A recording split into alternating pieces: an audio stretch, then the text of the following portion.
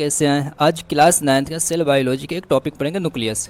Nucleus देखने को होता है क्या, न्यूक्लियस का काम क्या है, न्यूक्लियस के अंदर क्या क्या चीज़ होती है, वो सारा कुछ आज इस टॉपिक में कवर करेंगे। न्यूक्लियर इन्वेलप क्या होता है, न्यूक्लियर पोर क्या होता है, ये सारी इन्फॉर्मेशन कहाँ से ली गई है? न्यू NCERT से लिया गया क्लास 9th का। चलते स्टार्ट करते हैं। इसमें क्या क्या चीज़ दे रखा है। सबसे पहले nucleus control centre of cell है। सेल का कंट्रोल रूम कौन होता है? न्यूक्लियस होता है। जितना भी एक्टिविटीज़ होगा सेल के अंदर, वो सारी एक्टिविटीज़ कौन कंट्रोल करेगा?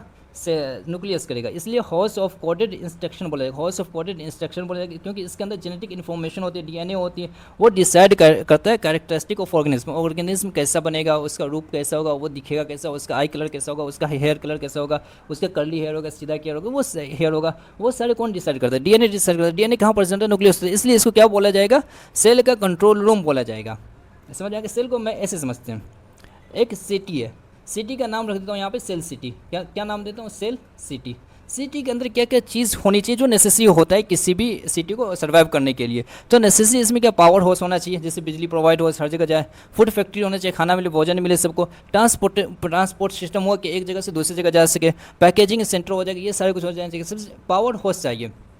इस सब को कंट्रोल करने के लिए इस सब को कंट्रोल कौन करता है? इस सब को कंट्रोल करने के लिए कुछ तो ऑफिस है, किसी सिटी के अंदर कंट्रोल सिस्टम होगा, ऑफिस होगा, वही कंट्रोल करेगा। बट सेल को इसी तरीके से समझो। अगर ये न्यूक्लियस है, ये न्यूक्लियस है, तो ये क्या काम करता है? यहाँ पे पावर हाउस का काम करता है। उसका बाद इंडोप्लाज्मिक रेटिकुलम है, ये क्या? ट्रांसपोर्टेशन का काम करता है। इंडोप्लाज्मिक रेटिकुलम ट्रांसपोर्टेशन का काम करता है। उसका बाद क्या हो जाए? गोल्जी बॉडी पैकेजिंग मटेरियल काम करता है। गोल्जी बॉडी किसका काम करेगा? पैकेजिंग मटेरियल काम करेगा। उसके बाद इसमें जो हो जाएगा ट्रांसपोर्टेशन से food factory, ribosome protein synthesis करता है। ये इतना सारे काम हो रहा है इसके बाहर। इसे कौन कंट्रोल करता है? कोई तो कंट्रोल करता है। वो एक स्पेशल होता है, इसी सिटी के बीच में एक स्पेशल ऑफिस होता है, उसी को क्या बोला जाएगा? न्यूक्लियस बोला जाएगा। ये सारे कंट्रोल कौन करेगा? न्यूक्लियस करेगा। ये बॉस है इस सेल के अंदर, जो भी ये बॉस है, प्रिंसिपल कह दो, कुछ भी कह दो। इसलिए इसको क्या बोला जाएगा? हाउस ऑफ कोडेड इंस्ट्रक्शन बोला जाएगा। अब ये ऑफिस है, ऑफिस में कोई चोर ना जाए, कोई बाहर से कुछ ना जाए, इसलिए इसमें एक सिक्योरिटी वॉल होता है। उस सिक्योरिटी वॉल को क्या बोलेंगे? न्यूक्लियर मेम्ब्रेन बोला जाएगा। इसके अंदर अब सिक्योरिटी वॉल चारों तरफ तो होगा नहीं, कुछ कुछ स्पेस खाली होगा। स्पेस खाली, दरवाज़ा लगा होगा वहाँ पे कौन जाएगा? न्यूक्लियर पोर होगा। वो स्पेस में न्यूक्लियर कुछ मटेरियल आप अंदर जाए, बाहर आए, अंदर कुछ भी हो सकता है, वो न्यूक्लियर पोर कहलाएगा। वहाँ पे कुछ भी राइबोसोम मटेरियल्स कुछ भी आ जाए, बाहर आ जाए, डबल मेम्ब्रेन बोर्ड। इसी के अंदर एक न्यूक्लियोलस होता है। देखो ये न्यूक्लियोलस है, तो ये क्या बनाएगा? ये राइबोसोम फॉर्मेशन करेगा। राइबोसोम जो बनता है स्मॉल सब यूनिट, बिग सब यूनिट, वो बनाएगा, वो साइटोप्लाज्म में जाएगा, वहाँ से इन्फॉर्मेशन, वहाँ से एक राइबोसोमल फॉर्मेशन होगा, वो प्रोटीन सिंथेसिस करेगा। ये सारे, और इसी के अंदर ये जो क्रोमैटिन है, क्रोमोसोम होता है। क्रोमोसोम एक फाइल की तरह काम, ऑफिस के अंदर बहुत सारे फाइल होते हैं, फाइल में बहुत सारी इन्फॉर्मेशन होता है। क्रोमोसोम उसी पे काम करता है। क्रोमोसोम को एक फाइल मान लो, उसके अंदर बहुत सारे क्या चीज़ होगा? इन्फॉर्मेशन होगी। वो इन्फॉर्मेशन क्या काम करता है? क्रोमोसोम के अंदर इन्फॉर्मेशन क्या काम करेगा? उसका आई कलर कैसा होगा, हेयर कलर कैसा होगा, हाइट कैसा होगा, स्किन कैसा होगा, ये सारे काम वो करता है। DNA उसी क्रोमोसोम के अंदर इंस्ट्रक्शन बुक होता है। इंस्ट्रक्शन बुक किसको बोलेंगे? बॉडी की इंस्ट्रक्शन, बॉडी किस टाइप का होगा, उसमें प्रोटीन सिंथेसिस कैसा होगा, वो कैसा काम करेगी। उसके अंदर एक जीन होता है, एक फंक्शनल पार्ट होता है, जिनका काम होता है जो भी कैरेक्टर फादर के पास है वो फादर से चिल्ड्रन के पास आए। जैसे उसका काम होता है आई कलर कैसा होगा, ब्लड ग्रुप कैसा होगा, हेयर टेक्सचर्स कैसा होगा, ये सारे काम होते हैं। तो ये सारे मैं ओवरव्यू दे दिया हूँ इसके अंदर एक लाइव एग्जांपल के थ्रू। अब मैं सारे इसका एक एक करके एक्सप्लेनेशन करता हूँ। न्यूक्लियर मेम्ब्रेन सिक्योरिटी वॉल की तरह होता है, सिक्योरिटी वॉल की तरह होता है। इसमें सराउंडेड डबल लेयर मेम्ब्रेन होता है। एक आउटर न्यूक्लियर मेम्ब्रेन में एक आउटर मेम्ब्रेन होगा, एक इनर मेम्ब्रेन होगा। ये प्रोटेक्ट करेगा न्यूक्लियस को। किसको प्रोटेक्ट करेगा? न्यूक्लियस को। ये और सेपरेट करेगी न्यूक्लियस किसको सेपरेट? न्यूक्लियर मेम्ब्रेन किसको सेपरेट करेगा? साइटोप्लाज्म। अगर ये न्यूक्लियस है तो इसके बाहर क्या होगा? ये साइटोप्लाज्म होगा, और ये यहाँ पे न्यूक्लियोप्लाज्म होगा। ये दोनों सेपरेट करता है। कौन सेपरेट करेगा इसे? Nuclear membrane. और nuclear membrane contain the small opening is को पोर कहलाएगा। वो स्मॉल ओपनिंग जो भी होगा वो पोर कहलाएगा। पोर में एक्सचेंज ऑफ मटेरियल होगा, न्यूक्लियस से साइटोप्लाज्म, साइटोप्लाज्म से न्यूक्लियस। आरएनए कहाँ जाएगा? आरएनए बाहर जाएगा, साइटोप्लाज्म में जाएगा, न्यूक्लियस एंड साइटोप्लाज्म। आरएनए बाहर जाएगा, न्यूक्लियस से बाहर जाएगा, और साइटोप्लाज्म से न्यूक्लियस में क्या चीज़ आएगा? न्यूट्रिएंट हो गया, न्यूक्लियस हो गया, ये सारा आएगा। अगर विदाउट पोर नहीं होगा तो इसमें कोई कम्युनिकेशन नहीं हो पाएगा, न्यूक्लियस एंड साइटोप्लाज्म के बीच में कोई भी कम्युनिकेशन नहीं होगा, तो फिर तो दिक्कत है, क्योंकि राइबोसोम बंदे सारे एक दूसरे से कम्युनिकेट होना चाहिए। तभी तो ऑर्डर दे सकते हो, फूड पैकेजिंग कहाँ जाना चाहिए, कहाँ पे इसे वर्क करना चाहिए, माइटोकॉन्ड्रिया जो पावर हाउस ऑफ सेल है कहाँ कहाँ एनर्जी की रिक्वायरमेंट है वहाँ जाना चाहिए, और प्रोटीन सिंथेसिस, फूड बन गया, फूड किसको ज़रूरत है, एक्चुअल किसको ज़रूरत है उसको मिलना चाहिए। तो न्यूक्लियर पोर से तो कम्युनिकेशन होती है सारे कुछ। Function of nucleolus, nucleolus dense होगा, ये अगर न्यूक्लियस न्यूक्लियस है, न्यूक्लियस के अंदर ऐसा एक डेंस होता है, ये न्यूक्लियस रॉन्ड स्ट्रक्चर होगा। It help the formation of ribosome, क्या फॉर्मेशन करेगा, राइबोसोम फॉर्मेशन, राइबोसोमल सब unit made up of the nucleus, ribosomal सब जैसे स्मॉल सब यूनिट होगा जो 60s 70s होता है, 80s 40 इस टाइप का 70s 60s होता है, ये कौन फॉर्मेशन करता है, न्यूक्लियोलस फॉर्मेशन करता है। ये दिस सब unit move into the cytoplasm, कहाँ जाएगा, ये स्मॉल यूनिट साइटोप्लाज्म के अंदर जाएगा, और one large one small join करके एक राइबोसोम बनेगा। राइबोसोम क्या करेगा, यहाँ पे प्रोटीन सिंथेसिस करेगा साइटोप्लाज्म के अंदर।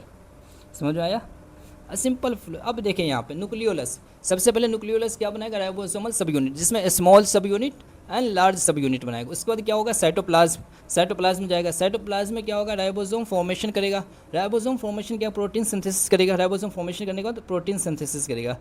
क्रोमोसोम, क्रोमोसोम क्या होगा, ये न्यूक्लियस, न्यूक्लियस के अंदर क्रोमोसोम होता है, न्यूक्लियस कंटेनिंग क्रोमोसोम, न्यूक्लियस रखता है क्रोमोसोम को। क्रोमोसोम एक रेड लैग स्ट्रक्चर होगा, ये एक क्रोमोसोम है, this is a red lag structure carrying the genetic information, ये क्या कैरी करता है, जेनेटिक इन्फॉर्मेशन कैरी करता है।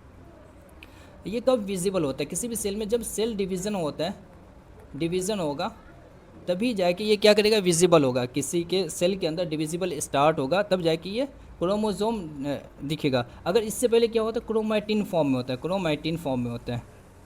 तो in normal condition they are not clearly seen, और उसके अलावा तुम्हें दिखेगा भी नहीं, ये सेल डिवीज़न के अलावा कोई भी नॉर्मल टाइम में ये दिखेगा भी नहीं। तो इसका डीएनए, डीएनए क्या होता है, क्रोमोसोम, डीएनए के अंदर क्या होता है, क्रोमोसोम, क्रोमोसोम कंटेन, क्रोमोसोम किसको रखता है, डीएनए को रखता है, full form of DNA deoxy ribonucleic acid. इसके अंदर क्या होगा, डीएनए जेनेटिक इन्फॉर्मेशन होता है, हेरिडिटी कैरेक्टर होता है, जैसे स्किन का कलर कैसा होगा, हेयर का कलर कैसा होगा, आई का कलर कैसा होगा, यही पास करता है इन्फॉर्मेशन किसके, पेरेंट टू नेक्स्ट जनरेशन। अगर ये क्रोमोसोम है, ये डीएनए, डीएनए के अंदर यहाँ पे एक स्मॉल सब यूनिट होगा जिसको जीन बोला जाता है। जीन जैसे ये डीएनए, सपोज दैट ये एक डीएनए ऐसे होता है, ये स्ट्रक्चर आपने देखा होगा ऐसे, यहाँ पे एक जीन होगा, ये जीन एक इसका फंक्शनल यूनिट होता है, किसी भी डीएनए का एक फंक्शनल यूनिट क्या होगा, जीन होता है। Chromosome made up of DNA and protein, chromosome किसका बना होता है, क्रोमोसोम किसका बना होता है, डीएनए प्लस हिस्टोन प्रोटीन का बना होता है, दो चीज़ का बना होता है, हिस्टोन एंड प्रोटीन का बना होता है क्रोमोसोम।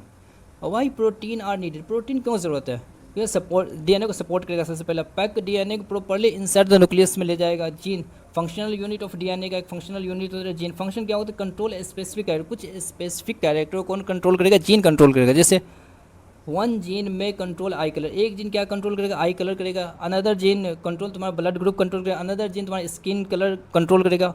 बहुत सारे जीन होता है, वो अलग अलग चीज़ कंट्रोल करता है, इसलिए इसको gene are the basic unit of heredity.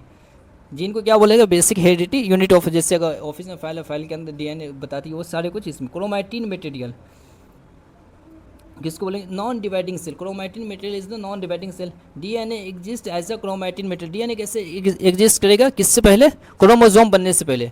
अगर ये इस टाइप का यहाँ पे न्यूक्लियोलस है, यहाँ पे थ्रेड लाइक जो भी स्ट्रक्चर होगा इसको क्या बोलेंगे, क्रोमैटिन बोला जाएगा। ये थिन होगा, थ्रेड होगा, थ्रू आउट द न्यूक्लियस फैला होगा। ये क्रोमैटिन से ही क्रोमोसोम कन्वर्ट होता है। किससे बनता है, क्रोमैटिन से क्रोमोसोम बनता है। जब डिवाइडिंग स्टेज में आता है, ये प्रॉपर एक अरेंजमेंट आ जाता है। ये अरेंजमेंट के बाद ये क्या बनेगा, क्रोमोसोम बनेगा। DNA can be equally distributed daughter cell. अगर डीएनए इक्वली डिस्ट्रीब्यूट करेगा डॉटर सेल को। अब इसी के साथ आ जाओ प्रोकैरियोटिक सेल में। Prokaryotic cell and nucleus. Prokaryotic cell do not have true nucleus, इसके पास कोई भी ट्रू न्यूक्लियस नहीं। अगर ये प्रोकैरियोटिक सेल है, जैसे बैक्टीरिया हो गया, ब्लू ग्रीन हो गया, DNA is present single circular DNA. अगर सर्कुलर डीएनए इस टाइप होगा, सिंगल सर्कुलर डीएनए होगा। It is not enclose by nuclear membrane, ये न्यूक्लियर मेम्ब्रेन से नहीं बंधा होगा। The reason containing DNA is called nuclear. इसमें जो डीएनए होगा उसको क्या बोलेंगे, न्यूक्लियोइड बोला जाएगा। जैसे difference between prokaryotic cell and eukaryotic cell, no true cell. Eukaryotic cell में ट्रू सेल होता है, डबल मेम्ब्रेन बॉन्ड भी होता है। DNA free in cytoplasm, DNA इसमें फ्री साइटोप्लाज्म होता है। डीएनए इनसाइड द न्यूक्लियस में होगा। न्यूक्लियोइड प्रेजेंट होगा, न्यूक्लियर मेम्ब्रेन इसमें प्रेजेंट होता है। इसमें कुछ दे रखा न्यू एनसीईआरटी में ये आया, red blood cells without nucleus. RBC में न्यूक्लियस नहीं होता है, आरबीसी विदाउट न्यूक्लियस का होता है। Why do RBC lack of nucleus, why do RBC lack of nucleus, RBC के अंदर न्यूक्लियस क्यों नहीं होता है? क्योंकि more space become available for haemoglobin. अगर ये आरबीसी के अंदर ज़्यादा स्पेस होना चाहिए हीमोग्लोबिन के लिए। हीमोग्लोबिन क्या करता है? कैरी करता है ऑक्सीजन, एक जगह से दूसरी जगह ट्रांसपोर्ट करता है।